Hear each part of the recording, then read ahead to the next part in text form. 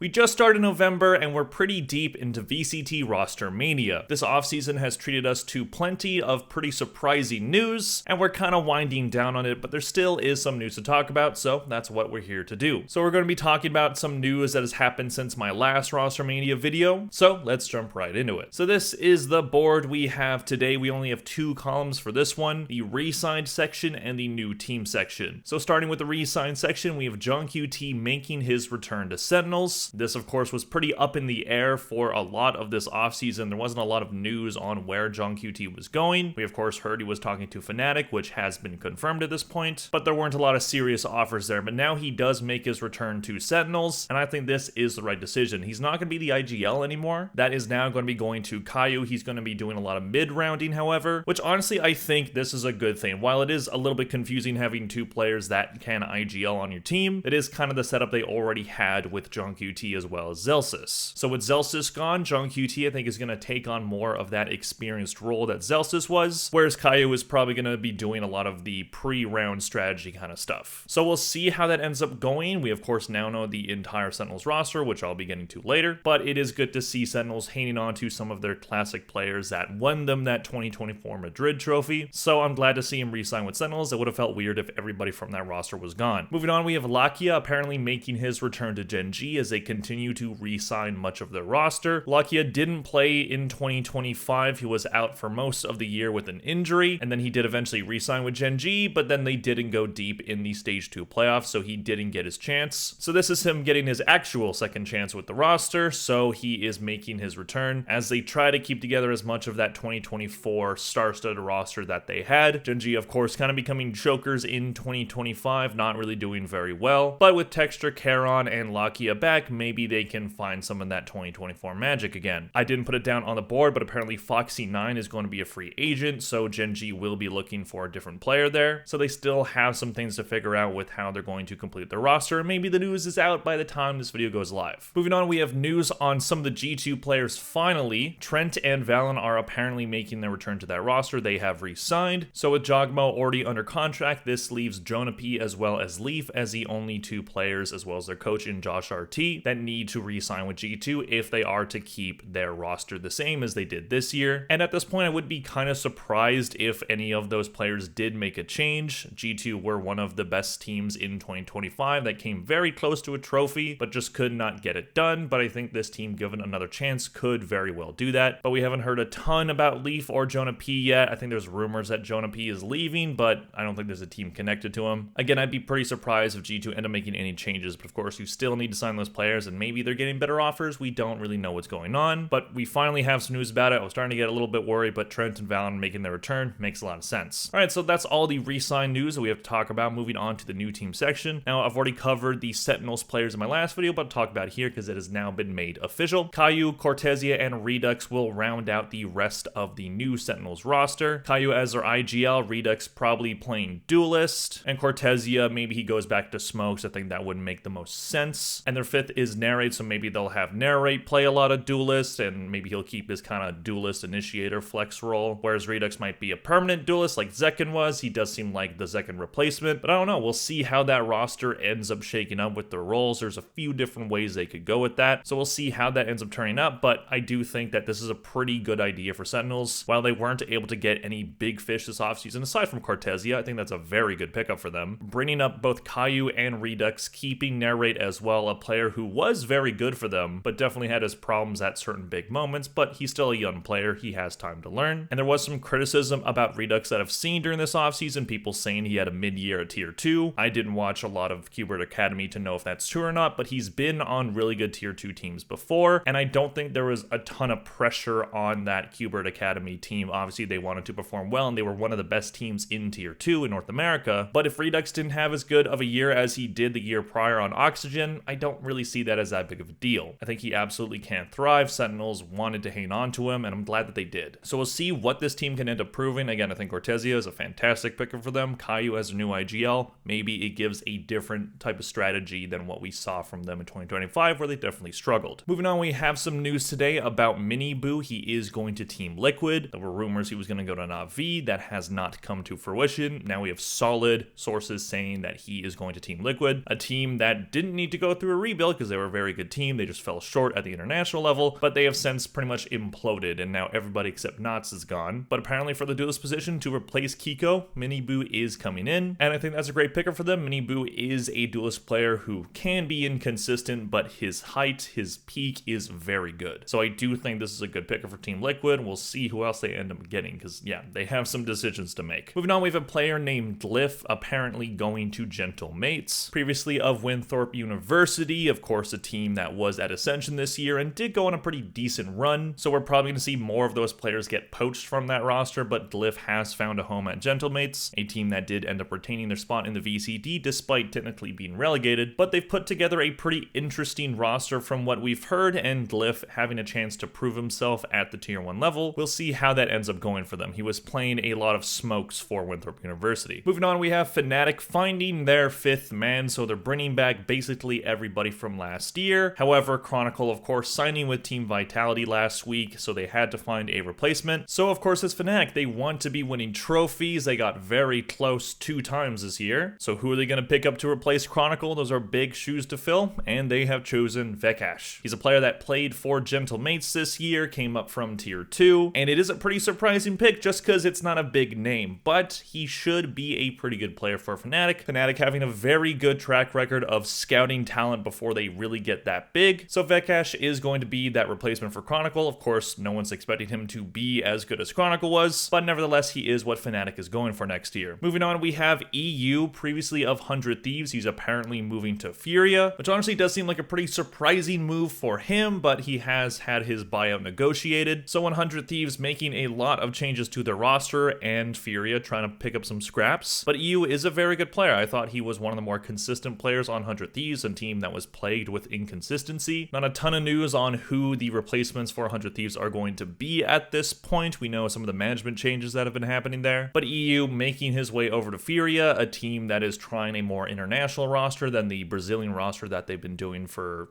the past few years. So I think EU is a very good pick from him. Pretty good scraps right there. Moving on, we have Autumn, a player previously of Fun Plus Phoenix. He's making his way over to the Pacific region. He will be playing for Global Esports. They also did make a coaching change with Elevated being ousted. So a lot of change going on at Global Esports, a team that did need some change. I don't know if they needed too much, but this is a team that definitely wants to be good, and they haven't been good for their entire time in the VCT yet. So they're picking up this player that previously played in China. Should be a pretty good pickup. He was a good player for FPX, so we'll see how that goes for them. Moving on, we have some pretty big news here. BBL is picking up the entirety of the BBL Pacific roster. So there's a lot of weird stuff going on with this one. So BBL Pacific is an Ascension team, and they won Ascension. They secured their slot in the VCT EMEA League, but BBL, of course, already has a team in the VCT. They have their own team, and Pacific is like another esports org, and then BBL was allowed to like be an affiliate of them. So this was like an affiliate team versus an academy team. So now they've picked up the whole roster from the team, bringing every single one of those players: Larock, Lovers Rock, Loida, Rose, and Cruin. Also just gotta say, Lovers Rock is maybe my new favorite name in the VCT now. But there's been a lot of controversy with this move because, of course, it seems like they had this team that they maybe shouldn't have been allowed to have, and then they ascended, and then every single player from that team gets put on the main BBL team. So now Pacific is left with literally nothing, and it's pretty late in the offseason to build a pretty good team. And they had a great team. That's why they won Ascension. So, I mean, maybe they can pick up some of the players that were on BBL last year, but they're going to have to drop the BBL affiliation for sure. That's a given. And we have had a response from Riot said that everything that they have seen, BBL hasn't broken any rules. But I don't know, man. I do trust that Riot did their due diligence here, but it just kind of feels like a weird way to get around the academy not being allowed to play in Ascension debacle. It does seem like a little bit of a loophole or a bending of the rules, but